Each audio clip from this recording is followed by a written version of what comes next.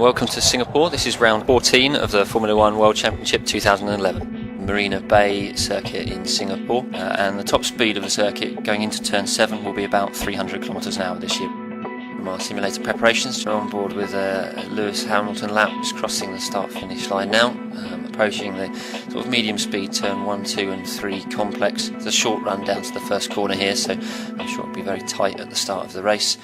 After turn 3 is where we're expecting the DRS zone to be. It has one of the longest straights on the circuit, although it's still going to be very difficult, I suspect, to overtake at this circuit, regardless of where they put the DRS zone. So we're on our reasonably long run now down to turn 7. One of the traits of Singapore is that it's quite hard on the brakes and the calipers, although there's no big stops.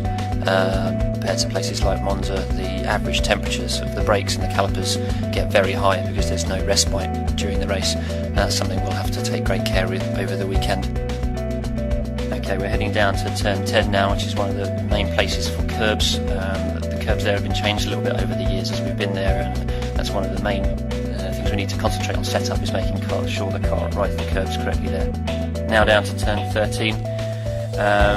Again, Singapore circuit requires us to run as much downforce, I think, as we probably can do. It's a very slow speed circuit in general, and making sure we have good grip both from as much downforce and as mechanical grip as we can get is extremely important here. Now coming up into the final sector, very slow speed sector, is going through turn 16 and 17 and then coming underneath the grandstand, another unique factor of the Singapore circuit here. Through the tunnel, or more slow speed corners to go.